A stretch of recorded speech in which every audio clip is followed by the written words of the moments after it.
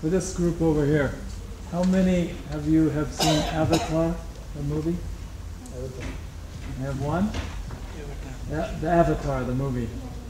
Yeah, Avatar? Have you seen the movie, Avatar? No? Okay, I'm checking to see how many. How many people under 30? Oh, we got one up here. How many people under 30 do we have in here? Hold your hands up high so we can count you. All right. This is good. This is good. These guys are the future. Did you guys see Avatar up there? Yes, sir. All right. How many people over 30 saw Avatar?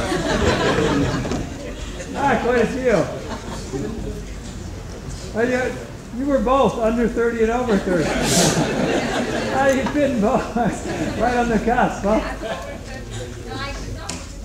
Oh, you were part of that group. I tell you, through time, that I believe that will have an important influence on the perception of force. These are powerful influences out there that influence our society's views on force. And the ways, did you have a sense that the people living on that planet were living sustainably with their environment? And the way they communicated through the trees and the by using all the resources there, they were living peacefully. So what now we need to do is, on our planet Earth, that we need to use the resources available which are provided by nature, but how we use it judicially is what the sustainable development means altogether. So we can't stop using wood that is insensible because nature is providing it for us. He's telling that you need to use it, I'm giving it to you. But how you use it, because I've given you the brain too. So use your brain and use it nicely and let it be there and let it grow peacefully too. So combining all that is what sustainable means according to me. Are you guys listening?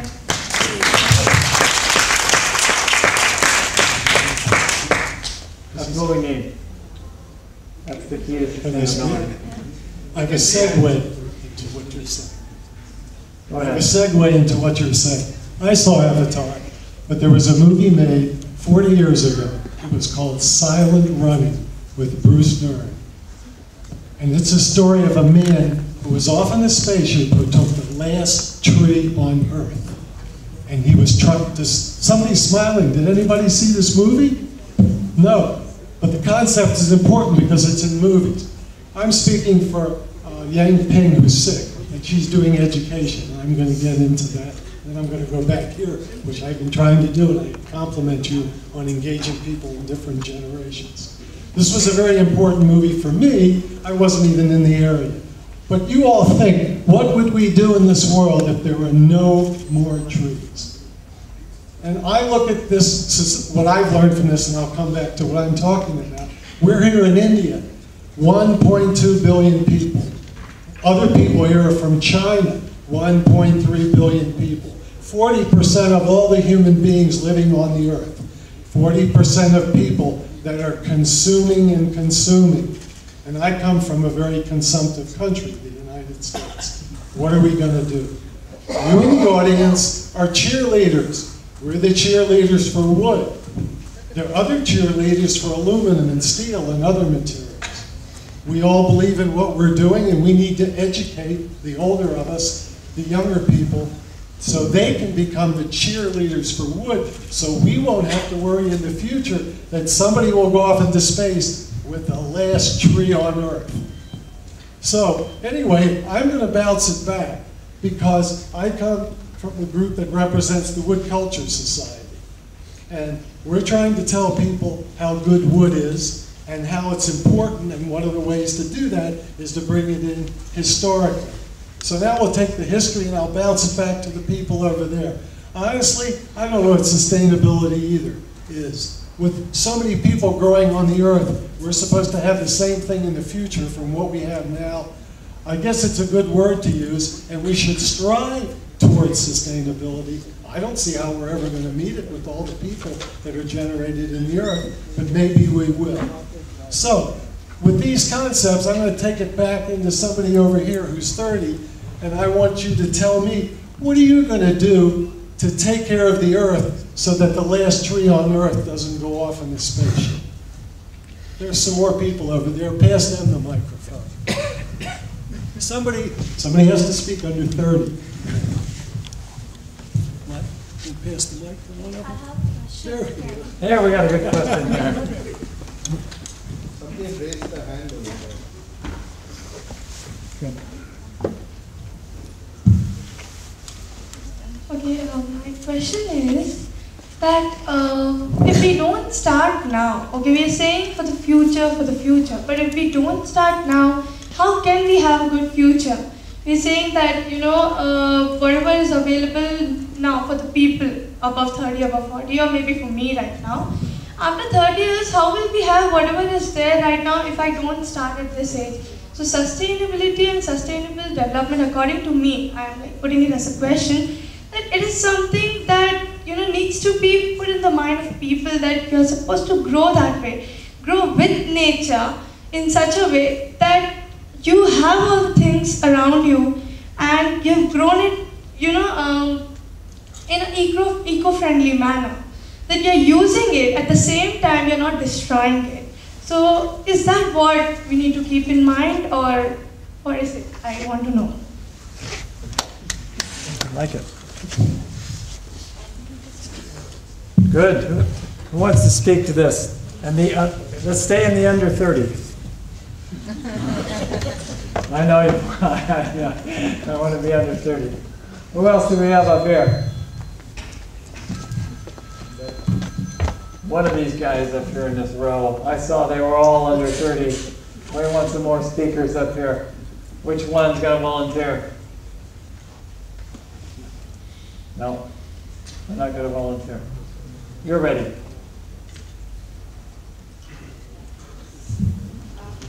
Am I allowed? Yes, in fact, it was this resource consumption pattern of ours. And today, I think the only way to stop is stop consuming, but we are not going to stop consuming. So, in fact, till I came into this conference, I was also thinking conservation, so don't touch the trees. But it's actually living in a balance, which our ancestors knew about, which is there in every tradition. Everyone's traditional knowledge talks about how to live in balance and how not to overexploit.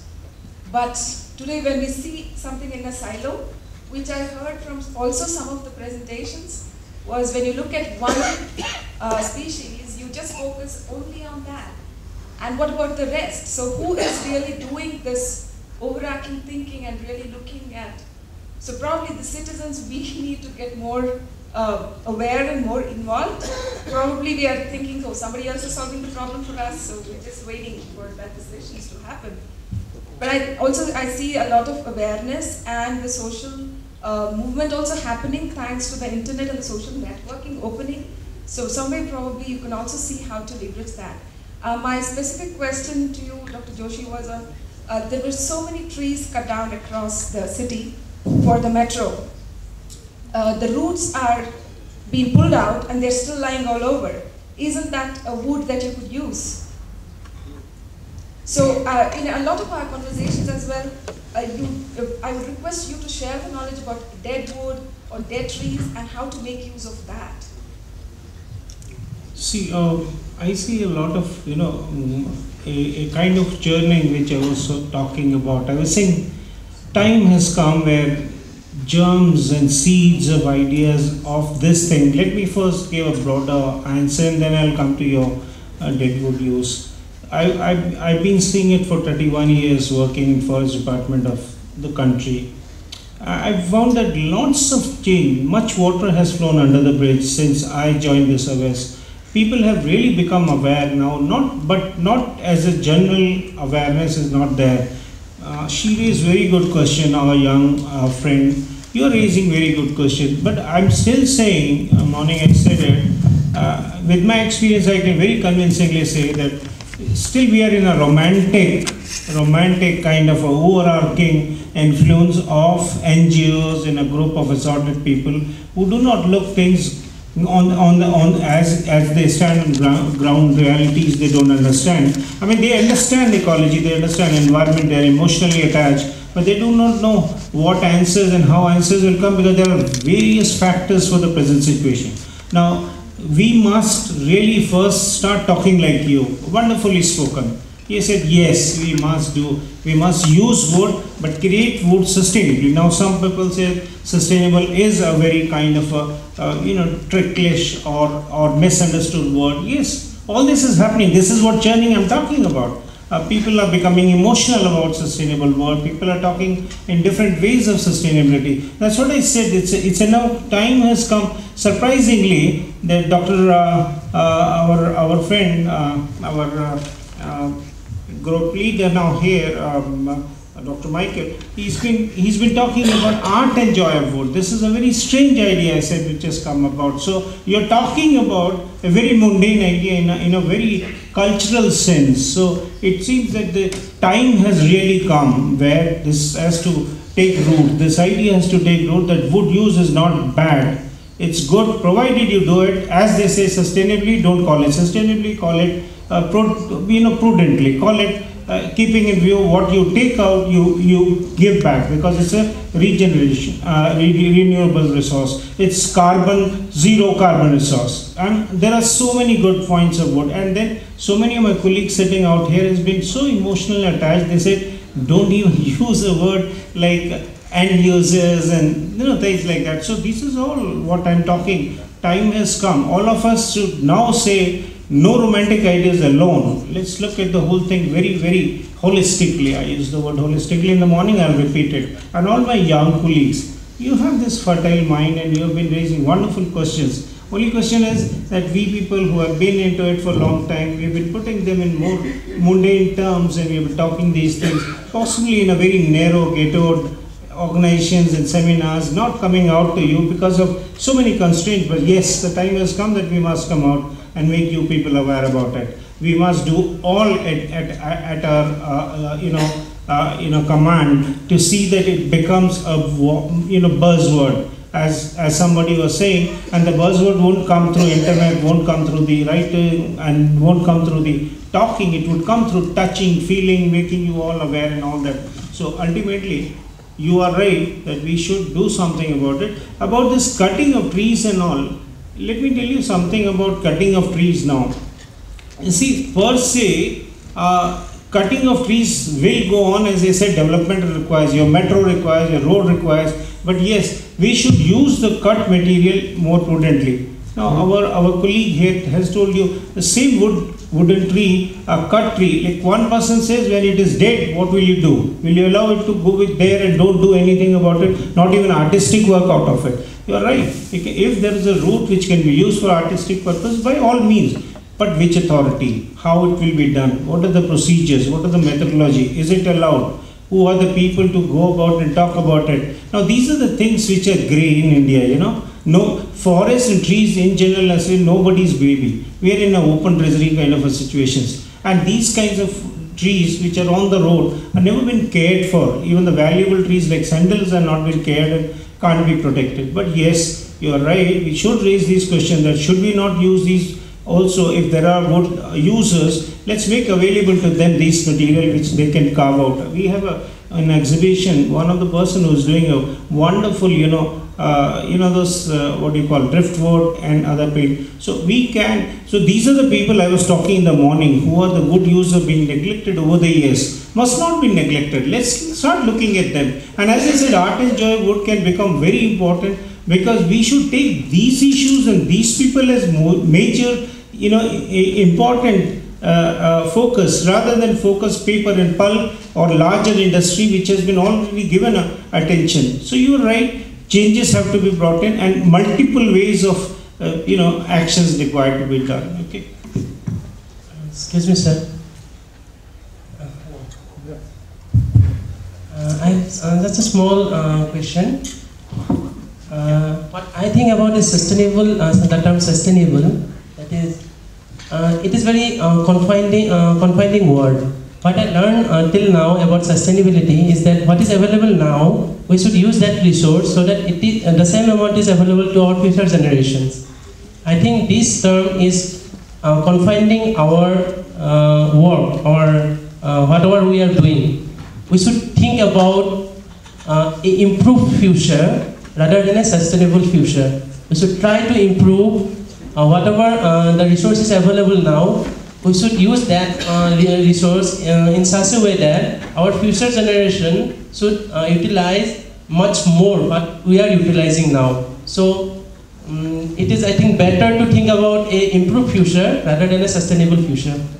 You know, these are the questions, wonderful ideas. You know, I'll tell you, we should have enough time to talk to you. You see, what is improvement? What is better? What is, you know, improved future? So these are the questions which are, you know, very subjective, which can be answered in many ways. If you say improved future is more consumption, more material use, that's one way of looking at it. But you can improve the future with the quality of life being improved, with the artistic, aesthetic, and other you know, joys of life getting improved. You need not necessarily have many more products of different kinds. Am I right? So that's one way of answering it. The other way of answering is that yes, by all means, but then let's produce more because it's a regenerable, renewable resource. Let's produce more and use more. Okay.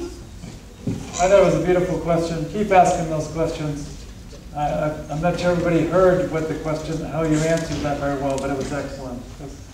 We had the dialogue going. There was. I'm going to hand the mic over, Michael, but I had to say one thing really quickly. This is a very dangerous thing you said, because your approach is why we are where we are now. Under our watch as adults, we've been using more than we should.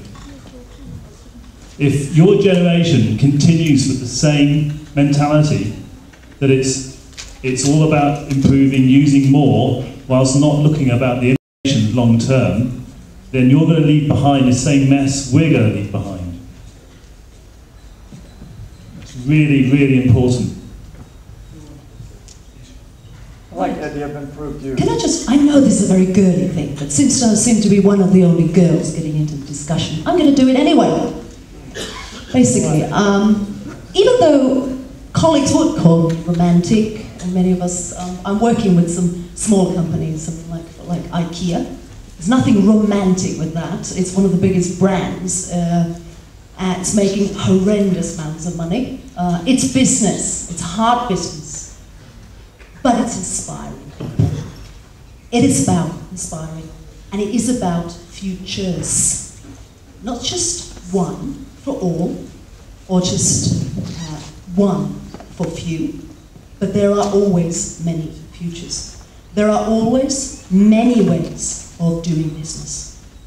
Market economy is actually a misleading term because there's always markets economy. The whole idea of market is that there are always many. There are always alternative ways of organizing. So let's just not, you know, it's good to be romantic if that is about future. So I'm all for it. But it is about business. It is about money. It's about livelihood.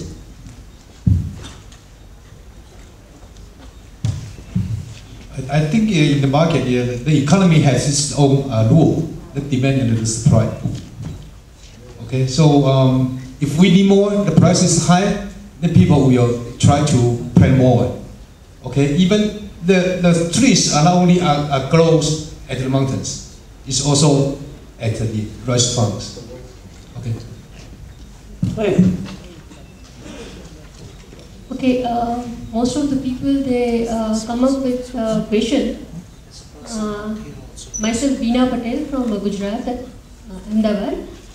I have some suggestions to carry forward how we can go for increasing the wood plantation. In India, we have a blood donation camps and so many things.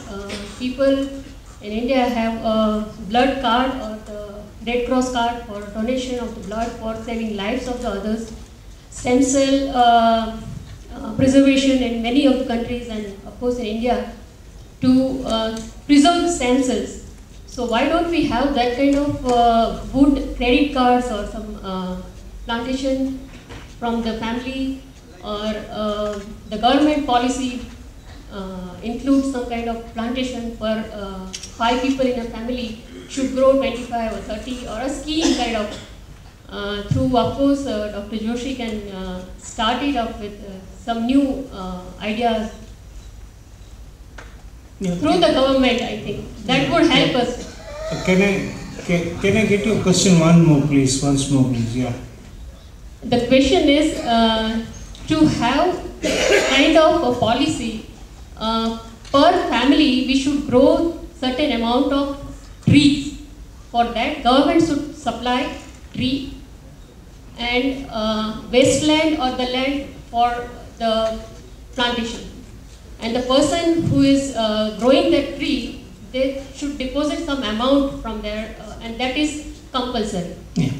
Let me tell you, it's a wonderful, again, like many ideas which are coming last 3 days. It's again a wonderful idea, again reflecting upon that yes, there are people who are becoming aware, and there are people becoming very serious about it and probably impatient to tell that government should do this. So it's a wonderful idea. I would encourage you to say these things as many places as possible. But the problem comes up. I was telling somebody, I attended this Green India Movement's launch about 8-9 months back in Delhi, and our Honorable Minister at that time was talking about 42,000 crores, which was unheard of money in Indian forestry scenario.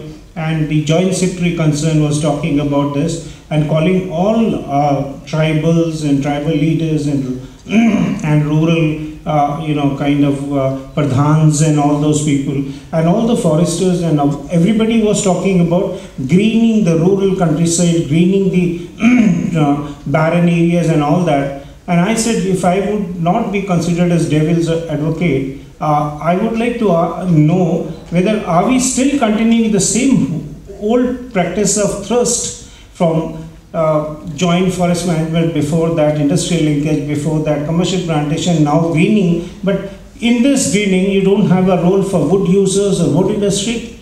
And they never answered me.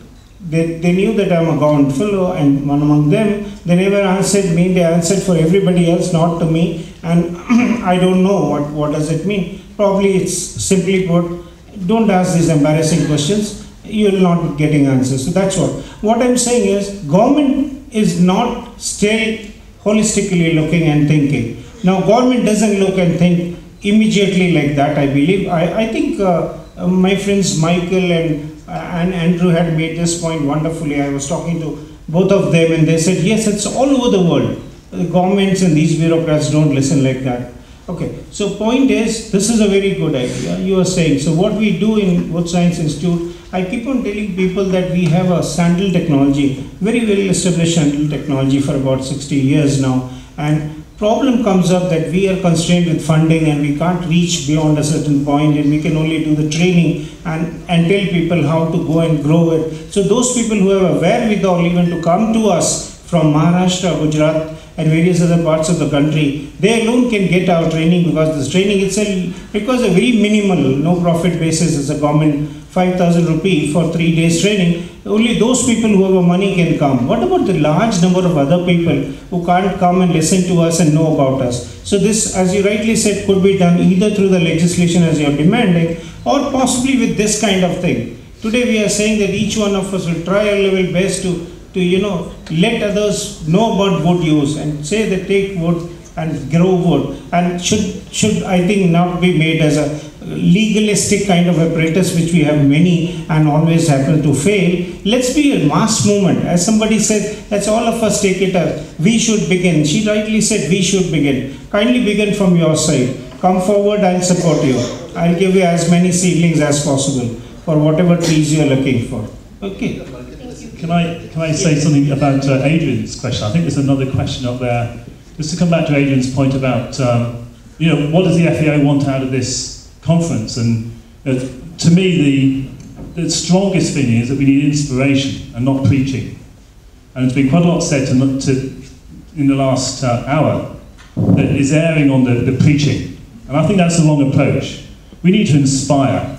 We need to show people through, I think someone said earlier about demonstration and about building, demonstrating how we could do things in a very different way. And that's what we should be doing. We should be spending our money, our time, inspiring people to follow us, not by, boring them with technical facts and telling how wonderful things should be. We should be doing them and inspiring people. And on that note, there's someone at the back with a good question, I think. Mike, I'm looking at you. Actually, that's a perfect segue. What occurred to us, Andrew and I, as we were sitting back here listening to all the different definitions that came from the excellent question about what sustainability is that really if this group can't articulate in 2 sentences and be able to communicate with that level of simplicity, how will we expect anybody to embrace what we all care most about the proper use of our forests? And so we were working on trying to capture 2 sentences, but I think if there was something, and I'm going to pass it to Andrew and see if he can read you the 2 sentences we came up with, I think it would be a wonderful thing if the FAO could articulate that question through this kind of meeting, and we all collaborated to result in 2 sentences. Beyond that, the world won't listen to us. So let's see how our sentences works out for you guys. It's a work in progress. We want help. They're very long sentences. So we were trying to put that there because, I don't want to repeat what Michael said, but we were looking for a definition of sustain, and Gabriel before gave a great definition, but if to sustain is to maintain, if sustaining our livelihood, sustaining our quality of life, and sustaining the health of our planet. And this is what sustainability is about. So this has to be done through using the only replenishable material that exists on our planet that helps us to manage that lifestyle, and this is timber. This is the only thing we can build with. This fuels our life. So the issue here has to be, how do we care for our forests, and how do we manage them responsibly? How do we encourage people to use timber, and how do we assure them that that use of timber will be responsible? Oh, sorry about that. If I quickly come back to what I said instead of only talking about wood, we can certainly build the circle a little wider and say we're talking organic. Because this is the only thing that we don't take from under the ground. It's above the ground. It's a living resource that lives, it circulates, it's living. But every other form of resource that we've been using for centuries, at least in the Industrial Revolution, has been mineral, metal, and the underground resource. In 2006, I made a lecture which said, towards a post-mining economy. The Karnataka has already arrived there. We are in the post-mining economy. There's a ban on mining here in Karnataka, for good or bad. But it will mean that you're not going to have the goodies that you are used to, plastics, metal, aluminum, steel, many other things, but you'll have to figure out a way to live happily and to live in a way that can continue using what you can grow and use, and whether it's hay, grass, bamboo, wood, leaves, plants, all these things together. I think this is what, and food is also part of that, because if you make energy plantations, you reduce food, there are conflicting situations, politics in that, all those will need to be addressed. But I think the answer is looking at it in this manner. I'm going to very quickly go to May I colleague from Ghana is going to, okay, after Pascal, I'm just going to set the scene for the closure. We set the scene for the closure and then we continue. Okay, so Pascal. So may I please, one small question please. We got another question coming. Okay, just hold on just a second. I'm going to just set this, I'm going to just put your frame in your mind for what we're going to do next, and then we're going to continue. Okay? All right. One of the things that forestry groups, wood user groups, and the forest products industry is not so good at is getting a customer satisfaction survey at the end of their work. So we want to have a bit of feedback as we close on, not the question was this a good seminar. Okay, obviously this was a very good seminar. We had a good couple of days. We learned a lot from each other. But the idea is really, was it worth your time? Okay. And all you got to do is stand up from your chair if it was worth your time at the end. And That will be the manner of voting. And we'll think about take 2 or 3 ideas, what we got to do better next time at this kind of conference. We have to have different kinds of people, etc., to be able to stimulate this kind of debate. But that's what we're going to do at the end. Okay, anyway, we have a couple more questions. It's not a question. I just wanted to make a suggestion. You know, I had an opportunity to stay all along the, various sessions that took place in the main hall. And I was particularly very much impressed with the presentation of Mr. Zero from Thailand. And I personally feel that there is so much of opportunity, existing in terms of technological intervention for better utilization of wood. And I would request the esteemed panel and the people here to probably pass a recommendation that, facilitating this transfer of technology among the people who have gathered here.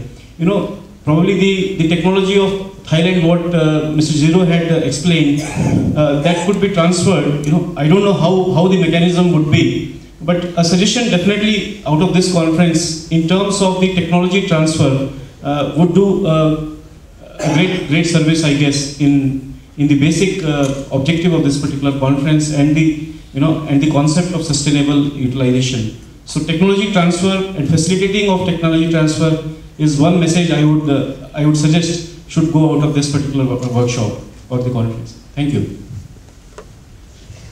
Let's go.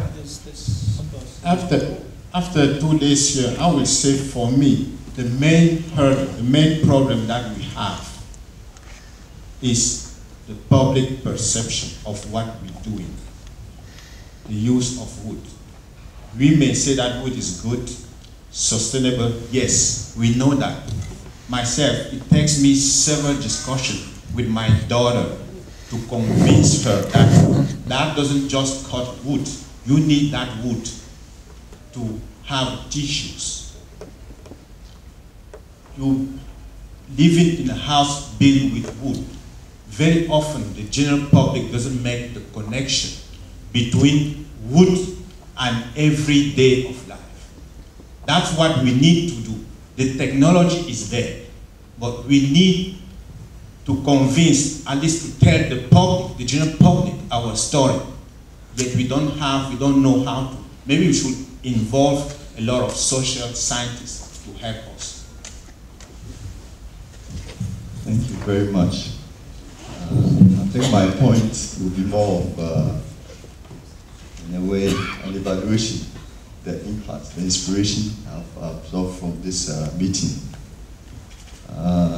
From where I'm coming from, for those of us who are technologists and engineers in the utilization of wood, we are made to feel guilty because, you see, vast majority of our forest has been depleted.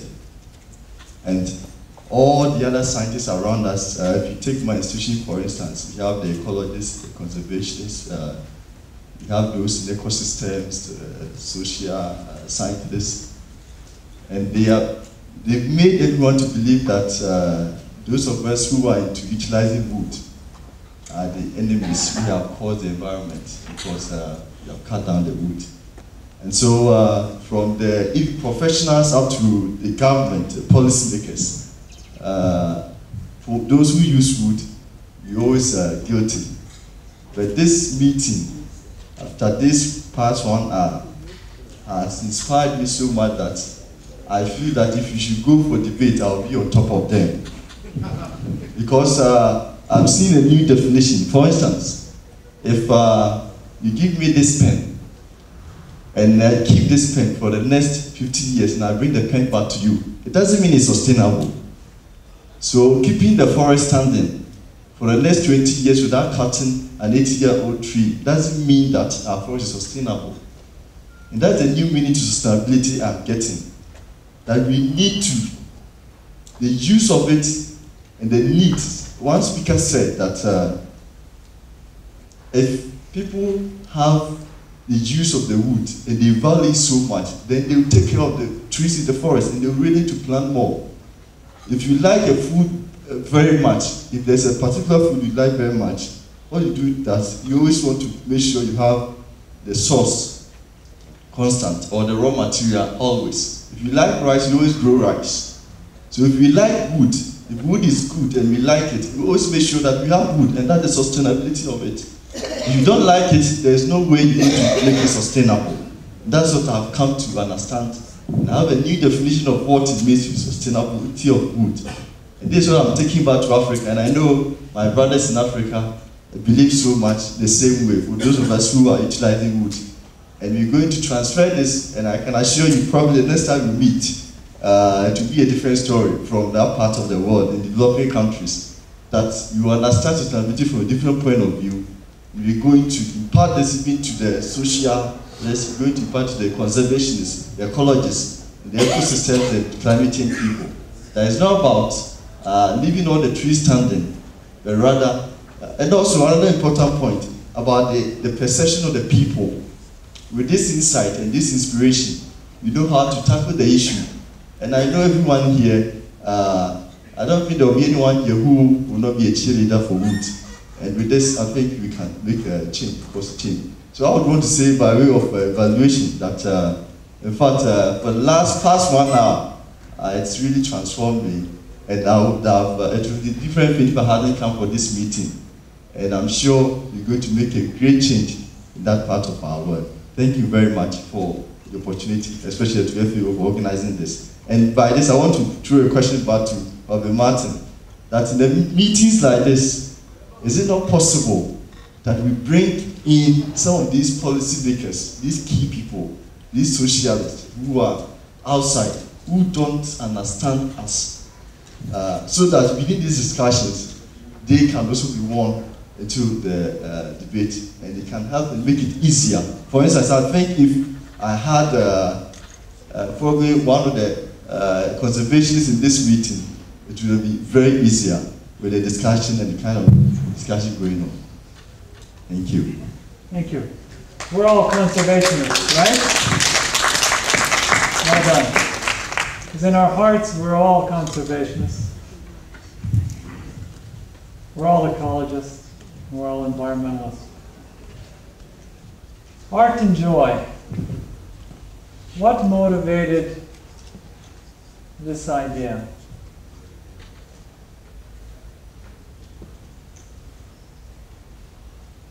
Fourth product,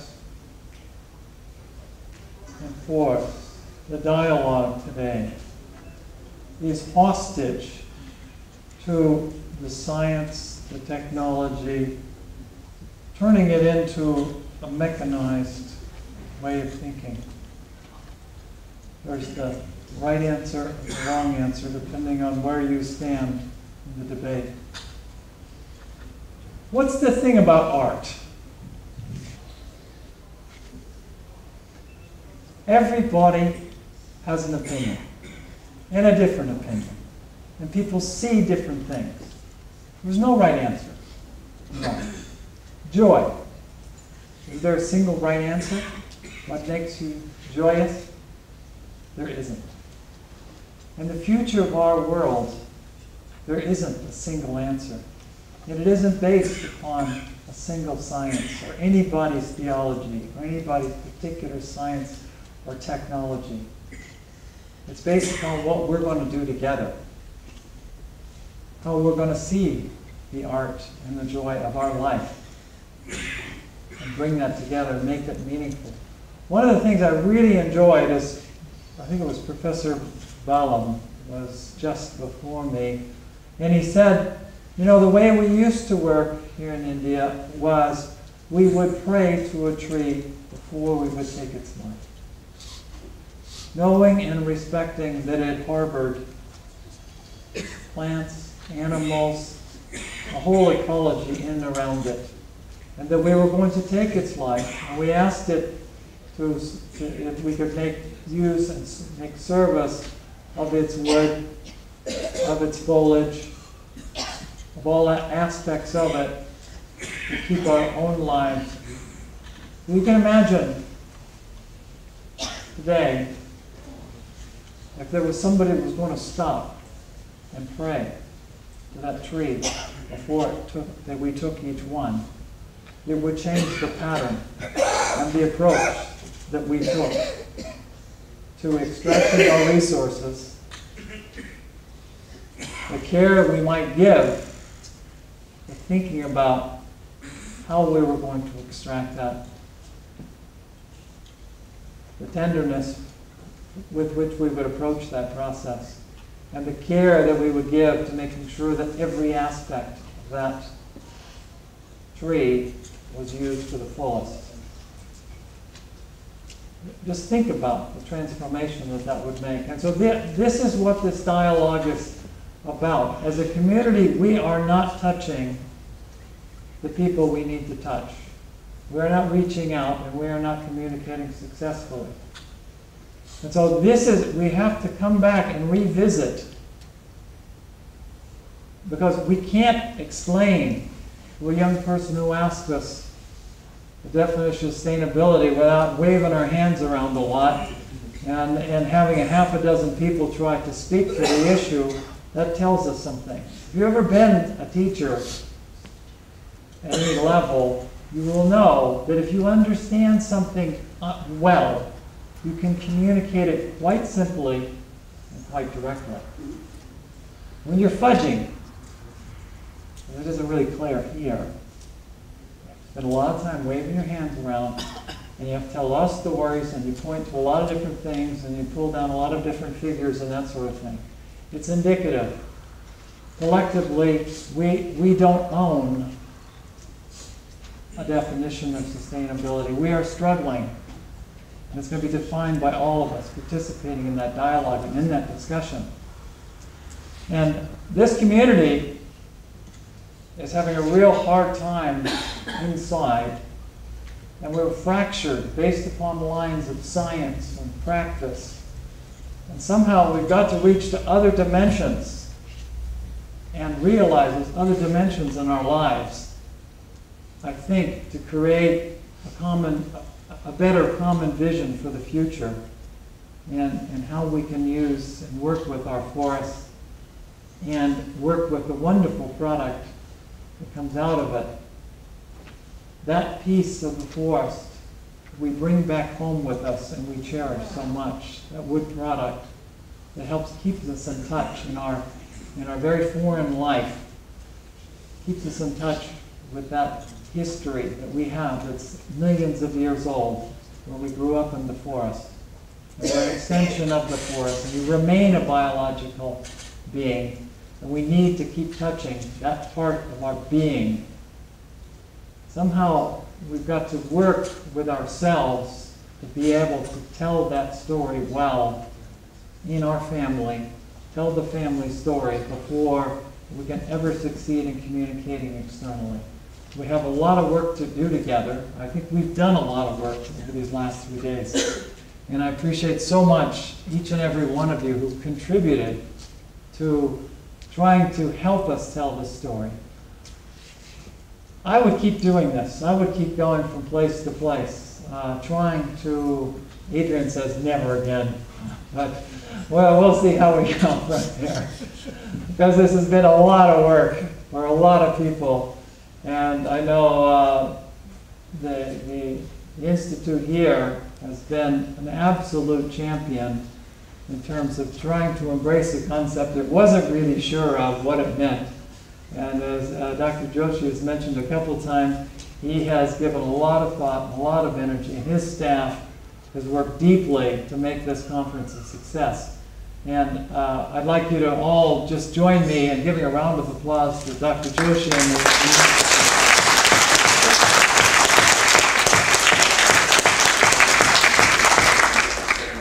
Dr. Joshi, did you want to say any words in closing? No, it's wonderful.